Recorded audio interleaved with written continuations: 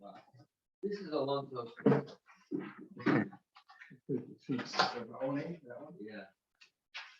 Look at them a little bit.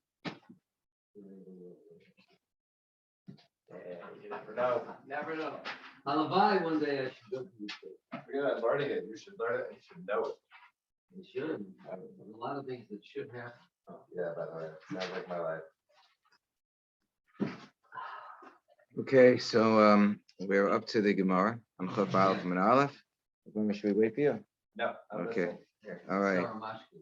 the Gemara. Did you like the strong tongue? Yeah, I liked it. No. That was good. That worked out well. Yeah, yeah. Yeah, I mean, For a fastest like you need two songs. yeah. You're spoiling me here. Okay, so we have second line Gemara. So Bekodesh, my time low. So we had 11 different differences. I guess you call that 11 differences between how we treat Kodesh, some of the chumras that we have with respect to Kodesh, sacrificial food, and Truma. The first one was Mabilin Kalim Beso Kalim Truma below the Kodesh, that you can put a bunch of utensils in other utensils when it comes to toiveling for Truma purposes, about being metayr, for purifying items, garments, and so forth for Truma purposes, but not if it is for Kodesh purposes, not if it's for purposes of eating sacrificial food. So why is it that for Kodesh, my time below, why is it that we're more machmir when it comes to Kodesh? So Rabbi Ela, so Rabbi Ela gives the reason because the heaviness of the inner kli that's going inside of the outside kli is going to prevent the water from touching all of the sides of the kli. Now you have to ask if that's true with respect to Kodesh, why we're not worried about that with respect to Truma, so we'll get to that. But that indicates that the problem is that you have a separation. That you have some type of a barrier, a chatzitza. So if that's the case, then it doesn't make sense that we would list it as two separate chumras of Kodesh above Truma, because we have a different din in the Sefer that is based on chatzitza. So we already say that we're more machmir when it comes to chatzitza, when it comes to Kodesh, than when it comes to Truma. So if the Sefer case is mishum chatzitza, reishalah mishum chatzitza. What's the Sefer case? The tiny Sefer, the Sefer case was below kimidas hakodesh midas hatruma, that we don't treat the Kodesh the same as Truma in the following way. Sheba Kodesh, if I had some sort of a garment that became tamei that needed to be immersed for purposes of Kodesh, so if you had knots in the garment, you would have to untie the knots and you'd have to dry the area. Matu man give a matbil, and only afterwards can you be matbil. Can you immerse the garment? Kosher, and then afterwards you retie the knot. With Truma, kosher, but when it comes to Truma, if you had an area in the garment that was knotted, you can secure the knot, no problem. Even when you're performing the tefillah, and afterwards perform the immersion, we don't worry about the knots.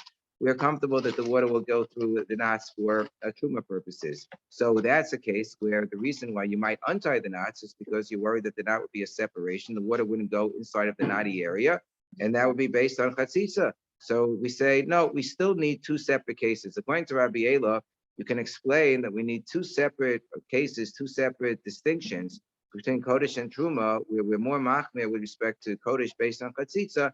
And it's not considered one case. It's considered to be two separate malos. Reisha v'sei for mishum chatzitza. Now, tzricha, I need both of the malos. Why is that? Because if I would only record one, I wouldn't know the other. If I would record A, I wouldn't know B. If I would record B, I wouldn't know A.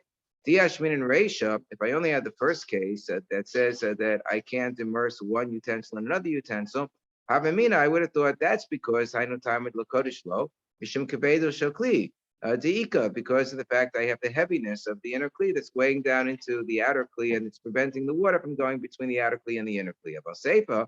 But in the second case, with just the question of knots, I don't have that consideration. I would have said that for Kodesh also it's not a chatzitza. And if I only would have had the second case, V'yashmin and Seifa, Habamina, Tam Kodesh lo. I might have thought the reason why I have to be so machmir when it comes to Kodesh is because Mishum, we're going to turn the page, to Kitra B'maya Duke Mihadek, because when I have a knot in the water is going to cause the knot to become even further tightened. The force of the water will cause the nata to become tighter than it was before, thereby creating a chatzitza. But in the first case,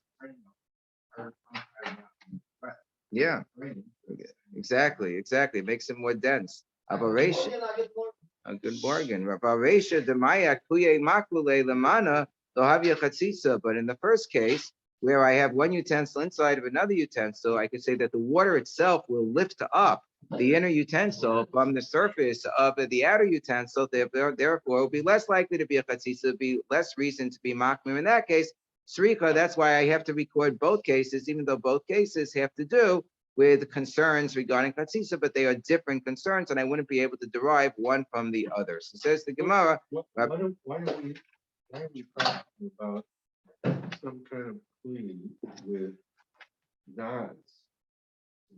A garment, because you sometimes have a garment with knots. When we talk about immersing utensils, utensils can be a pot and a pan, and a utensil can be somebody's clothing that became tummy. So you sometimes have clothing that has knots in it. Rabbi Ela Lataime, so we say Rabbi Ela, who said that the reason is that we're worried about the inner kli is going to weigh down upon the outer kli, and thereby you're not going to have a water go all around the inner kli. For Kodesh purposes, he's consistent with what he says elsewhere. The Amar Rabbi Ela, because Rabbi Ela says in the name of Amar Rabbi Chanina Bar Papa, that Esa Malo Shanukan, that there is really 10 miles that we read. We counted them yesterday. We actually did count them, you'll recall, and we counted a total of 11. But since he holds that 2 of them are for the reason of chatzitza, therefore, from his perspective, it really adds up to only 10. It's 10 different sort of categories of chumras with respect to kodesh over truma. So that's why he counts 10. Chamesh Rishonos, the first 5, bein the kodesh, bein the chulin shenasu ataras kodesh. These are chumras that we're going to apply for utensils that are being cleaned, that are being purified, whether for kodesh, for sacrificial offerings, or for regular produce that a person eats according to, or eats and treats according to the sanctity of sacrificial offerings. Achronos, the second ones, are not as chomer because they don't carry with them the araisa concerns, or because they're not already tamei, but they're preemptory, that we're worried that something's going to become tamei. So therefore, we only impose the chumras of the last 5. The kodesh of lo l'chulin shenasu al taras kodesh, only if it's actual kodesh, actual sacrificial offerings that I'm purifying the objects for, but not if it's for chulin, that a person, just the regular produce and things that a person is treating with the sanctity of kachim. So my timer, what's the reason? So here we're going to give the reason why the first 5 would be treated more stringently. Kamesh kamaisa, the first of 5 are the islu drava de tuma midaraisa, the girsa that we have. The girsa that we have is that there's a concern of tuma on a deraisa level. So gazu b'rabanan bein the kodesh bein the chulin shenasu ataras kodesh. So therefore, we have this gezerah that we have these additional chumras, whether we're dealing with the actual kodesh, or whether we're dealing with the chulin shenasu ataras kodesh. Like, for example, says Rashi, if I have the case of kli v'so kli, if I have a real chatzitza, so a real chatzitza is going to create tuma de'oraisa. If something was impure and now I didn't do a proper tefillah, so it's going to be, no good on a de'oraisa level. And so too, if I have a real tuma, that our Mishnah deals with, even if I have tuma derabanan, like a mashkin that caused a tuma derabanan, and something became tummy in that way, but if something became tummy to a tuma deraisa, I wouldn't distinguish between, the back of the kli became tummy, so the inside of the kli is not, tummy. If we're not dealing with a kli cheres, we're dealing with like just a regular metal utensil. If the back became tummy, so the inside is also tummy, and the handle is also tummy. So that would be a tuma deraisa type of thing. So in all of those cases, we have actual tuma deraisa. However, basraisa, but the latter cases that are in our Mishnah, like for example, the fact that I require an onain to do tefillah before he's allowed to eat kachim, so there's no tuma deraisa over there. So in the latter cases where there's no deleislu drama tuma deraisa, there is no aspect of tuma deraisa. Gazlu rabbanan. The kodesh, the chachamim will only goes here to be more machmir if it's actual kodesh, actual sacrificial food that a person's about to eat. However, the chulin shenasu ataras kodesh, but if it's just regular food that a person's treating with the sanctity of kodesh, lo gaz rabbanan, then the chachamim would not go. So Rabbeinu Hananel has a different girsa. Rabbeinu Hananel's girsa is that he doesn't have the word deraisa, and the distinction between the first 5 cases and the last 5 cases, according to Rabbeinu Hananel, is whether something is already tamei or whether something is not tamei, and I'm just treating it with the extra level of chumrah in order to say that I'm going to treat it as if it's becoming tamei, but not as that I'm dealing with something that already became tamei. Okay, so now Rava Amar midaseifa habe mishum chatzitza reisha la mishum chatzitza. Rava doesn't like this opinion of Rabbi Ela. Rabbi Ela says that the first case of our Mishnah is a concern where I don't allow immersing one utensil in another utensil for Kodesh purposes is based on chatzitza. It says no, since the latter case that we have in the Mishnah regarding how you have to untie knots that are in a garment that I am immersing for Kodesh purposes, that's because of chatzitza. So the first case must be based on some other consideration. Reisha la mishum chatzitza. Reisha hainu taima. The concern in the Reisha is gezerah. There's a gezerah that maybe I'm going to have I'm going to have a utensil with a very narrow opening, like for example, I'll have some sort of a container with a teeny tiny little opening that nothing can fill in that opening except maybe if I pour some liquids, I'll have some water inside of that opening. But really, the only thing that can fit inside of that opening is if I'm going to put like little needles and little forks, for spitting, gold that are tiny little forks. I'm going to put inside of that container, because I don't want them to get lost inside of the water. So I put them in this teeny tiny little opening in the container. And we say that doesn't, because it's only a teeny tiny little opening, it doesn't create a connection between the water of the mikvah and the inside of the container, because in order to create a connection between the mikvah and a container, I need an opening of at least a shpoferes hanod. A shpoferes hanod, like a tube that would be connected to the neck of a wine flask made out of skin. And it had an opening in which you would be able to put at least 2 of your fingers through. Okay, 2 fingers, the ones next to the thumb. Okay, next to, and that's approximately 2 inches. It has to have sort of a width of approximately 2 inches. So Shema Yapel Machtin Mitzinois, we're worried that you're going to be toivel your little needles and that became tummy, and your little and the titini forks that became tummy.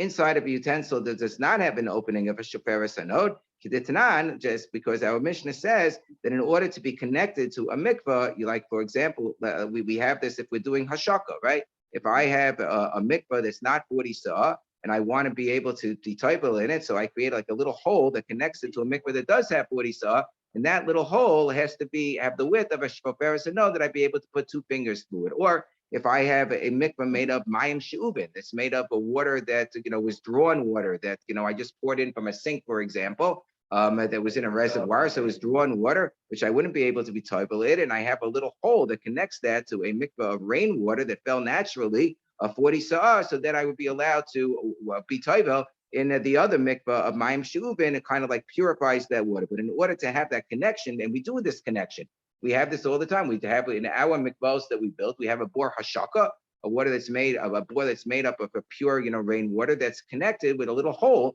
to the bor tevila, the main, mikvah that people are toivel in. And sometimes that mikvah gets replenished with sink water and the like, but it's always going to be good because of the fact that it's connected with this little hole to the mikvah, which is completely filled with natural rainwater. So keditanan. And you always have to make sure that the water doesn't drop below the level of the hole, so that the hole is always connecting the 2 mikvahs. Okay, that when you combine the mikvahs, you need to have this connection of a shpoferes hanod. It has to be at least like 2 inches wide, and it has to have at least a length that can that would be able to accommodate the thickness of your fingers as well. How do you measure the shpoferes hanod? The tubing that goes into a typical wine flask. So it's you have to measure ki'uvia, the hollowness, around the thickness of it, right? Also you have to it's the inside diameter, kind of like times 2, because you also have to take into account ki'uvia. You have to take into account the thickness of the tubing as well, the chachalala, and also the inside area of the tubing as well. And that comes out to, the amount is Vishtei etzbos chozin l'mekomam. 2 fingers that you can easily pass through and in and out. Meaning, if it's 2 fingers that you have to like squeeze in, and it takes you like 30 seconds to squeeze in the fingers, that's not good enough. You have to be able to easily put it in and out, and that's approximately it's measured at approximately 5 centimeters or 2 inches. So what? Where do you put the fingers? You put them through the hole.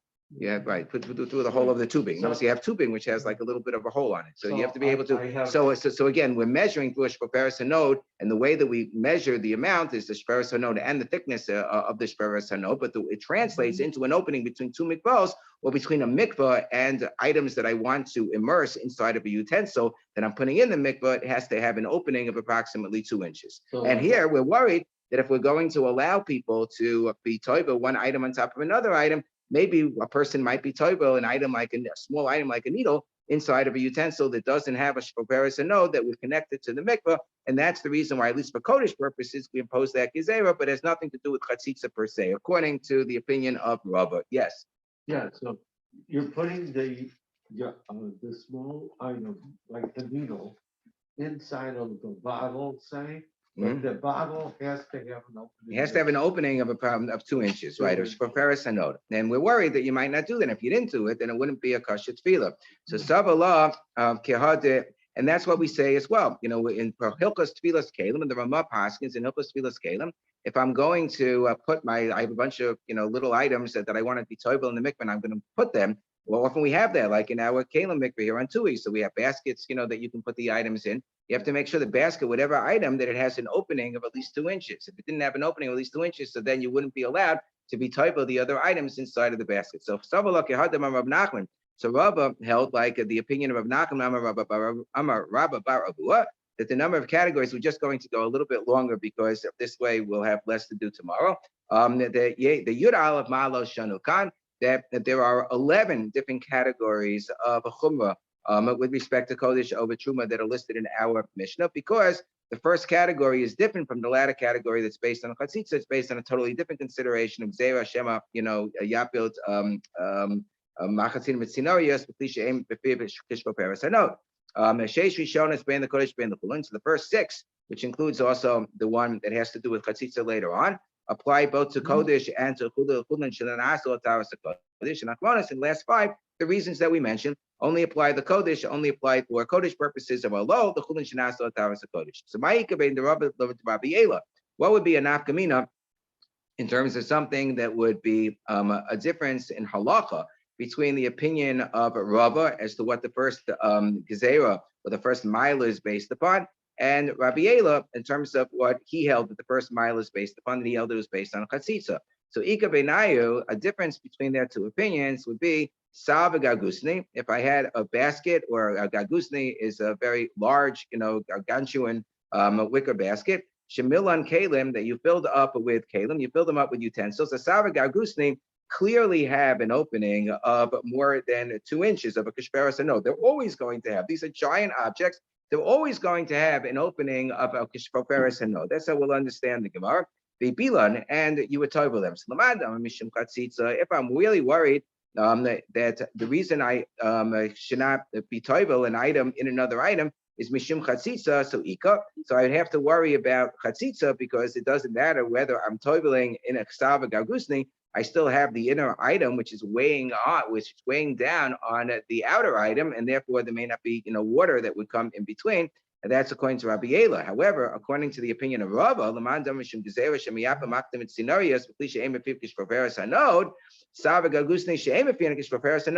there is no such thing as a Sava Gagusni that don't have an opening of a Kishpaveris Hanod. So I would never have to worry about that. I'd always be allowed to be toivel items in a Kishpaveris, in a Sava Gagusni, because I don't have to worry about this Gezerah. But as the Rava is going according to his general opinion elsewhere, the Amar Rava, because Rava says that Sava Gagusni, when I do have a Sava Gagusni, Shemilan Kalim, that I filled up with utensils, Bilan, and I toiveled those utensils that were inside of a Sava Gagusni, Tahorin, they are always going to be tahor, right? And he does not distinguish between between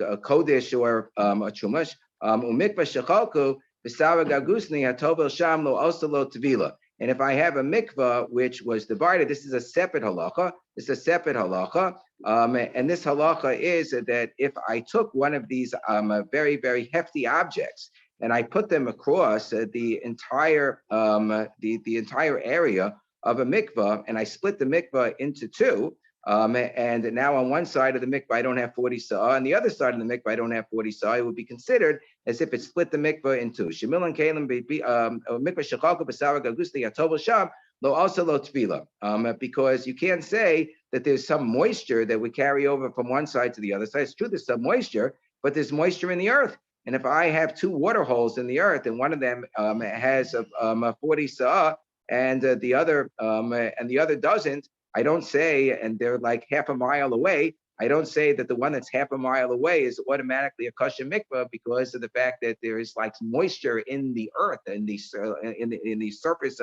beneath the surface of the ground that automatically connects everything underneath the earth. The entire earth is somewhat moist.